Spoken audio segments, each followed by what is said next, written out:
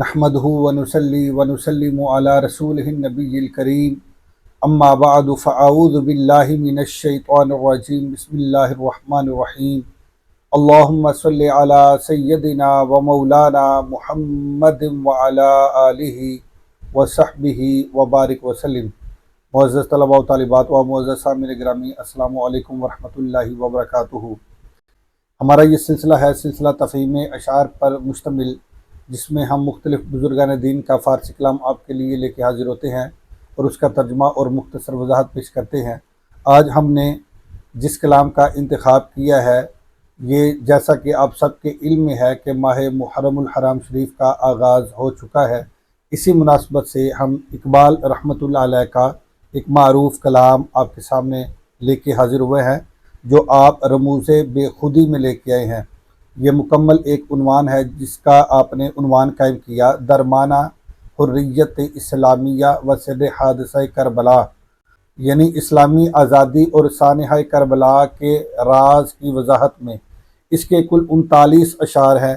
انشاءاللہ العزیز ہم اس کو 5 حصوں میں ڈیوائیڈ کریں گے، ہر حصے میں 8 اشعار کا ترجمہ اور مختصر وضاحت پیش کی جائے گی۔ تو یوں انشاءاللہ 5 حصوں میں ہم اس عنوان کو کمپلیٹ کریں گے، اس مضمون کو کمپلیٹ کر لیں گے۔ تو چلتے ہیں بلا تاخیر ہم آج کے پہلے شعر کی طرف۔ اقبال رحمۃ اللہ علیہ آپ لکھتے ہیں، ہر کے پیما باہول موجود بست، ہر کے پیما باہول موجود بست، گردنش از بند ہر معبود رست۔ اقبال رحمۃ اللہ علیہ آپ لکھتے ہیں کہ جس کسی نے بھی ذات باری تعالیٰ سے اپنا رشتہ استوار کر لیا، جس کسی نے بھی ذات باری تعالیٰ سے اپنا رشتہ استوار کر لیا، مضبوط کر لیا، پختہ کر لیا، گردنش از بند ہر معبود رست، تو اس کی گردن ہر معبود باطل کی بندش سے آزاد ہو گئی۔ تو اس کی گردن ہر قسم کے معبود باطل یعنی باطل قوتوں سے آزاد ہو گئی۔ اب پیما بست کا معنی ہے عہد باندھ لیا، یعنی استوار کر لیا، مضبوط کر لیا، قائم کر لیا۔ ہر کے کا معنی جس کسی نے، یعنی جس کسی نے پیما باندھ لیا، رشتہ قائم کر لیا، کس کے ساتھ؟ باہول موجود، ہول موجود کے ساتھ، یعنی اس ذات کے ساتھ جو ہمیشہ قائم رہنے والی ہے، ہمیشہ سے ہے اور ہمیشہ رہنے والی ہے، مراد ذات باری تعالیٰ۔ یعنی جس کسی نے ذات باری تعالیٰ سے، اللہ جل مجدہ الکریم سے اپنا رشتہ استوار کر لیا، اپنا تعلق اور اپنی نسبت پختہ کر لی اللہ پاک کے ساتھ، گردنش تو اس نے اپنی گردن کو از بند ہر معبود کے بند سے، ہر معبود کی قید سے، اور یہاں ہر معبود سے مراد معبودان باطل ہے، یعنی باطل قوتیں ہیں، باطل طاقتیں ہیں۔ تو ہر قسم کی باطل طاقتوں سے، باطل قوتوں سے اس نے اپنی گردن رست آزاد کر لی۔ رستن کا معنی چھٹکارا پا لینا، خلاصی پا لینا، آزادی پا لینا۔ تو اس نے ہر قسم کے باطل قوت سے اپنی گردن کو آزاد کر لیا۔ مراد یہ کہ خدا سے رشتہ و تعلق استوار کر لینے کے بعد بندہ ہر قسم کی باطل قوتوں سے آزاد ہو جاتا ہے، آزادی پا لیتا ہے۔ چلتے ہیں آج کے دوسرے شعر کی طرف۔ اقبال رحمۃ اللہ علیہ اس میں دوسرا شعر جو لے کے ہیں، آپ لکھتے ہیں، مومن از عشق است و عشق از مومن است، مومن از عشق است و عشق از مومن است، عشق را ناممکن ما ممکن است، عشق را ناممکن ما ممکن است۔ آپ لکھتے ہیں کہ مومن کی ہستی عشق پر موقوف ہے، مومن کی ہستی عشق پر موقوف ہے، اور عشق کا وجود مومن پر موقوف ہے۔ یعنی عشق اور مومن یہ دونوں آپس میں لازم و ملزوم ہیں، عشق اور مومن دونوں آپس میں لازم و ملزوم ہیں۔ یعنی مومن ہو اور عاشق نہ ہو، ایسا نہیں ہو سکتا۔ مومن ہوگا تو عاشق ضرور ہوگا، اس میں جذبہ عشق ضرور ہوگا۔ مومن ہوگا یعنی صاحب ایمان ہوگا، کامل ایمان والا ہوگا، اور کامل مومن ہوگا تو وہ عشق سے خالی نہیں ہو سکتا۔ مومن از عشق است، مومن کی ہستی عشق پر موقوف ہے، و عشق از مومن است، اور جبکہ عشق کا وجود وہ مومن پر موقوف ہے، اور عشق بغیر مومن کے نہیں رہ سکتا، یہ لازم و ملزوم ہے۔ یعنی مومن ہو اور عاشق نہ ہو ایسا نہیں ہو سکتا، اور عشق ہو لیکن وہاں مومن نہ ہو ایسا بھی نہیں ہو سکتا۔ تو یہ دونوں آپس میں لازم و ملزوم ہے، اور ان دونوں کا وجود ایک دوسرے پر موقوف ہے۔ آگے سیکنڈ مصرع میں لکھتے ہیں عشق را ناممکن ما ممکن است، ہمارے لیے ہر ناممکن کام عشق کے لیے ممکن ہے۔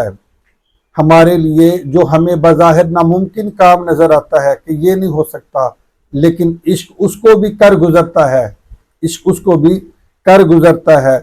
ہمارے لیے مراد اس سے کہ عقل کے لیے جو کام ناممکن ہو، عقل جس کا احاطہ نہ کر سکے اور جس کو سمجھ نہ سکے، عشق اس کام کو بھی کر گزرتا ہے۔ اس لیے اقبال رحمۃ اللہ علیہ آپ لکھتے ہیں کہ بے خطر کود پڑا آتش نمرود میں عشق، بے خطر کود پڑا آتش نمرود میں عشق، عقل ہے محو تماشائے لبے بام ابھی، عقل ہے محو تماشائے لبے بام ابھی۔ تو چلتے ہیں آج کے تیسرے شعر کی طرف۔ اقبال رحمۃ اللہ علیہ تیسرے شعر میں لکھتے ہیں عقل صفاک است و او صفاک تر، عقل صفاک است و او صفاک تر، پاک تر چلاک تر بے باک تر، پاک تر چلاک تر بے باک تر۔ آپ لکھتے ہیں کہ عقل بڑی سنگ دل اور خون ریز ہے، صفاک کا معنی خون ریز، عقل بڑی سنگ دل اور خون ریز ہے، وہ او صفاک تر، اور وہ یعنی عشق اس سے بھی زیادہ خون ریز ہے۔ عقل بڑی خون ریز ہے لیکن وہ یعنی عشق اس سے بھی زیادہ خون ریز ہے، پاک تر چلاک تر بے باک تر، اور عشق پاک تر ہوتا ہے یعنی ہر قسم کی اغراض سے، ہر قسم کی لالچ سے، ہر قسم کی طمع سے یہ پاک تر ہوتا ہے، یعنی بہت زیادہ پاک ہوتا ہے، چلاک تر بہت تیز ہوتا ہے، بے باک تر اور ہر قسم کے خوف اور ڈر سے آزاد ہوتا ہے، ہر قسم کے خوف اور ڈر سے یہ کاملاً آزاد ہوتا ہے۔ تو چلتے ہیں آج کے چوتھے شعر کی طرف۔ چوتھے شعر میں اقبال رحمۃ اللہ علیہ آپ لکھتے ہیں عقل در پیچا کے اسباب و علل، عقل در پیچا کے اسباب و علل، عشق چوگاں باز میدان عمل۔ آپ لکھتے ہیں کہ عقل قدم اٹھانے سے پہلے اسباب و وسائل کے چکر میں الجھ جاتی ہے، عقل در پیچا کے اسباب و علل، اسباب و علل یعنی اسباب اور وسائل کے چکر میں الجھ جاتی ہے۔ پیچا کا معنی پیچو خم کھانا یا چکر میں پڑ جانا یا الجھ جانا۔ تو عقل در پیچا کے اسباب و علل، عقل پیچا کے اسباب و علل، اسباب و علل یعنی اسباب و وسائل کے چکر میں الجھ جاتی ہے، وہ وسائل تلاش کرتی ہے، وہ اسباب پر تکیہ کرتی ہے، عقل اسباب پر تکیہ کرتی ہے، اسباب پر بھروسہ کرتی ہے، اور اسباب ہوں اور وسائل ہوں تو پھر عقل اپنا قدم آگے بڑھاتی ہے، جبکہ عشق چوگا باز میدان عمل، جبکہ عشق میدان عمل کا شاہ سوار ہے، عشق میدان عمل کا شاہ سوار ہے اور کھلاڑی ہوتا ہے، عشق میدان عمل کا شاہ سوار اور کھلاڑی ہوتا ہے، اور یہ ہر کام کر گزرتا ہے، یعنی عشق نتیجہ جانے بغیر میدان عمل میں کود پڑتا ہے، جبکہ عشق نتیجے کے چکر میں ہوتا ہے، سوچ بچار کرتا ہے، وسائل پر بھروسہ کرتا ہے، اسباب پر تکیہ کرتا ہے، نتیجے پر نظر رکھتا ہے کہ اس کا آیا نتیجہ مثبت ہوگا یا منفی ہوگا، اس کا نتیجہ کامیابی ہوگا یا ناکامی ہوگا۔ عشق ان چکروں میں الجھ جاتا ہے، جبکہ عشق نتیجے کی طرف نہیں دیکھتا بلکہ عشق کام کو کر گزرتا ہے۔ آگے چلتے ہیں پانچویں شعر کی طرف۔ اقبال رحمۃ اللہ علیہ پانچویں شعر میں لکھتے ہیں عشق سید ازور بازو افغند، عقل مکارست و دام می زند، عقل مکارست و دام می زند۔ عشق اپنے زور بازو سے شکار حاصل کرتا ہے، عشق اپنے زور بازو سے شکار حاصل کرتا ہے، سید کہتے ہیں شکار کو۔ عشق سید از زور بازو، یہ اپنے زور بازو سے، افغنت کا معنی پکڑتا ہے یا حاصل کرتا ہے، عشق اپنے زور بازو سے، اپنی قوت سے، اپنی طاقت سے شکار کو حاصل کرتا ہے، جبکہ عقل کیا کرتی ہے؟ عقل مکارست، عقل مکار ہے، عقل مکار ہے، و دام می زند، شکار کو حاصل کرنے کے لیے جال بچھاتی ہے۔ عقل مکار ہے، اس لیے وہ شکار کو حاصل کرنے کے لیے دامے میزند جال بچھاتی ہے۔ عقل مکار ہے اور شکار کو پکڑنے کے لیے جال بچھاتی ہے۔ اقبال رحمۃ اللہ علیہ نے کیا خوب کہا کہ عقل عیار ہے 100 بیس بنا لیتی ہے، عقل عیار ہے 100 بیس بنا لیتی ہے، عشق بیچارہ نہ ملا ہے نہ زاہد ہے نہ حکیم، عشق بیچارہ نہ ملا ہے نہ زاہد نہ حکیم۔ تو چلتے ہیں آج کے چھٹے شعر کی طرف۔ چھٹے شعر میں اقبال رحمۃ اللہ علیہ آپ لکھتے ہیں، عقل را سرمایہ از بیم و شکست، عقل را سرمایہ از بیم و شکست، عشق را عزم و یقین لا ینفکست، عشق را عزم و یقین لا ینفکست۔ آپ لکھتے ہیں کہ عقل کا سارا سرمایہ خوف اور شک و شبہ ہے، یہی اس کی کل دولت ہے۔ عقل کا سارا سرمایہ خوف اور شک و شبہ ہے، جبکہ عشق سے عزم اور یقین جدا ہو ہی نہیں سکتے، جبکہ عشق سے عزم اور یقین یہ جدا نہیں ہو سکتے۔ عشق کے اندر عزم ہوتا ہے، پختگی ہوتی ہے، یقین ہوتا ہے، لا ینفک یہ جدا نہیں ہوتا، یہ اس سے جدا نہیں ہوتا، یعنی عشق اپنا کام پختہ عزم اور یقین سے سر انجام دیتا ہے، جبکہ عقل ہمیشہ خوف اور شک و شبہ میں مبتلا رہتی ہے، جبکہ عقل ہمیشہ خوف اور شک و شبہ میں مبتلا رہتی ہے۔ تو چلتے ہیں آج کے 7ویں شعر کی طرف۔ 7ویں شعر میں اقبال رحمۃ اللہ علیہ آپ لکھتے ہیں، آن کند تعمیر تا ویراں کند، این کند ویراں کے آباداں کند۔ آپ لکھتے ہیں کہ عقل جو تعمیر کرتی ہے اس کا نتیجہ ویرانی ہوتا ہے، جبکہ عشق اس غرض سے ویران کرتا ہے تاکہ اسے مستقل طور پر آباد کر سکے، جبکہ عشق اس لیے ویران کرتا ہے تاکہ اسے مستقل طور پر آباد کر سکے۔ یعنی عقل کی تعمیر میں تخریب کاری کا پہلو، تخریب کاری کا عنصر پوشیدہ ہوتا ہے، جبکہ عشق کا معاملہ اس کے بالکل برعکس ہے اور اس کا مقصد مستقل آباد کاری ہوتا ہے، جبکہ عشق کا مقصد مستقل طور پر آباد کاری ہوتا ہے۔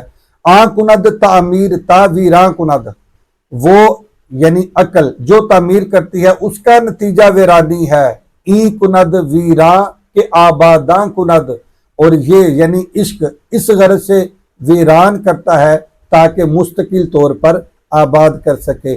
تو امید ہے کہ یہ شعر بھی آپ سمجھ گئے ہوں گے۔ چلتے ہیں آج کے آخری شعر کی طرف، اور یہ مجموعی طور پر 8واں شعر ہے۔ 8ویں شعر میں اقبال رحمۃ اللہ علیہ آپ لکھتے ہیں، عقل چوں بادست ارزاں در جہاں، عشق چوں عقل چوں بادست ارزاں در جہاں، عشق کم یابو بہائے او گراں، عقل عشق کم یابو بہائے او گراں۔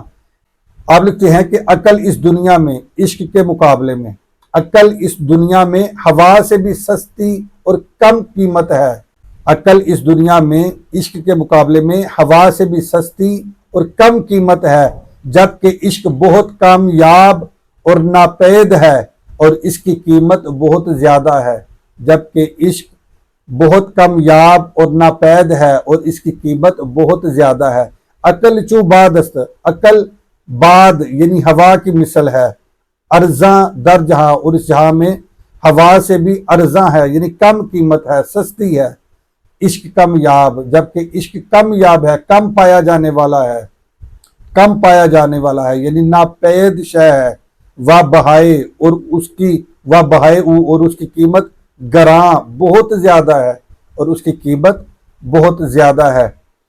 تو یہ تھے آج کے پہلے 8 اشعار۔ انشاءاللہ العزیز ابھی یہ مضمون جاری ہے، اگلے 4 حصوں میں انشاءاللہ العزیز ہم اس مضمون کو کمپلیٹ کر لیں گے۔ آج کے لیے اتنا ہی کافی ہے۔ اللہ حافظ۔ السلام علیکم ورحمۃ اللہ وبرکاتہ۔